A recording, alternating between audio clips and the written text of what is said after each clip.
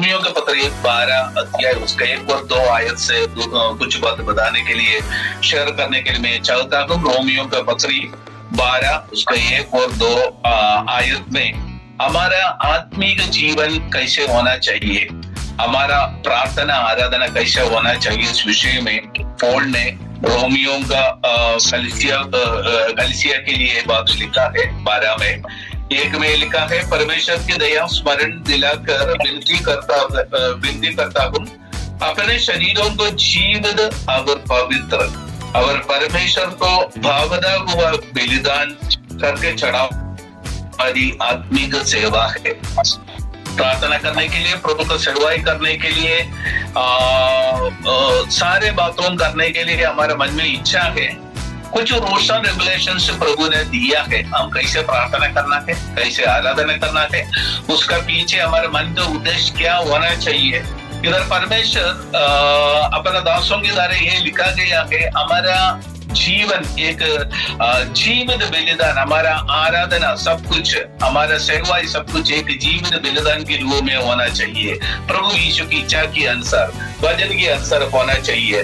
इधर पहला आयत में ये लिखा है, रोमियो के पत्र 12 पहला में ये लिखा है, परमेश्वर की दया स्मरण दिलाकर विनती करता हूँ। उसमें ये बातें लिखा है, परमेश्वर की दया स्मरण दिलाता हूँ। 103 भजन संहिता में हमने देखा है, हमारा प्रभु परमेश्वर विलंब से कोप करने वाला है, अधिक करुणामय है, he is slow to anger, abounding in love and mercy।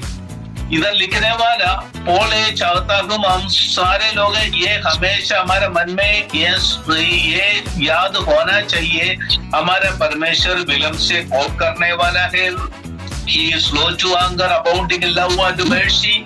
हम वो याद करते हुए हमारा प्रार्थना, हमारा सेवा सब कुछ हम करना है। हमारा प्रभु विलंब से कोप करने वाला है, अधिक करुणामय है।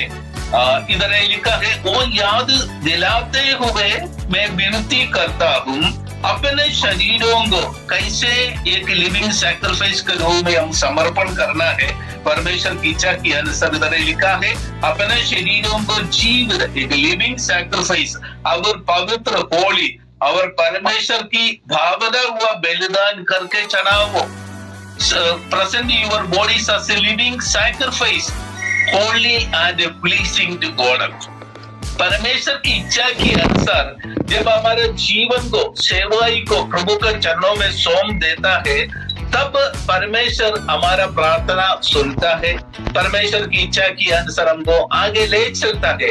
उसके लिए क्या करना चाहिए, एक नम्रता, एक नम्र स्वभाव हमको होना चाहिए। फिलिपियों के पत्र में लिखा है, let this attitude be in you which also in Christ Jesus. प्रभु यीशु में जो स्वभाव है वो स्वभाव हमारे जीवन में होना चाहिए। अगर प्रभु यीशु का स्वभाव, वो एटीट्यूड, प्रभु यीशु की एटीट्यूड हमको होना है, तो हमारे जीवन को हम क्या करना चाहिए, एक जीवित और पवित्र परमेश्वर की इच्छा के अनुसार एक लिविंग सैक्रिफाइस, एक बलिदान के रूप में समर्पण करना है।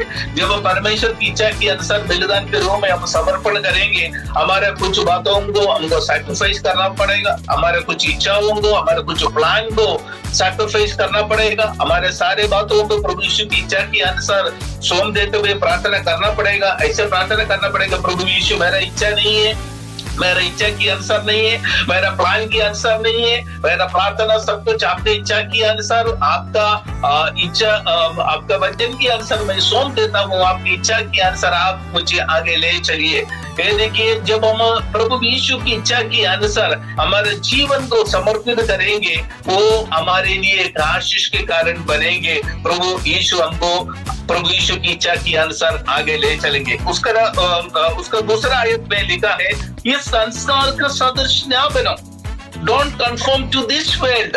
हम इस संसार को देखना नहीं, हमको देखना है प्रभु यीशु को, हमको चलना है, प्रभु यीशु को देख के आगे चलना है। So let us look at Jesus the author and the finisher of our faith. फिर उसके बाद में लिखा है, हमारा बुद्धि के नए हो जाने से तुम्हारा चाल चलन की बदलना चाहिए। हम बुद्धि को प्रभु यीशु की इच्छा के अनुसार नया होना चाहिए। हमारे बुद्धि को नयापन होना चाहिए, हमारे जीवन के एक नयापन होना चाहिए वचन के अनुसार। जब हमारे जीवन को ये नयापन होता है, वो एक स्पिरिचुअल एक्ट ऑफ वर्शिप है। प्रभु यीशु की इच्छा के अनुसार वो एक आराधना होता है। उसका बाद में लिखा है, जिससे तुम परमेश्वर की भली और भावनी और सिद्ध इच्छा अनुभव से मालूम करते हो।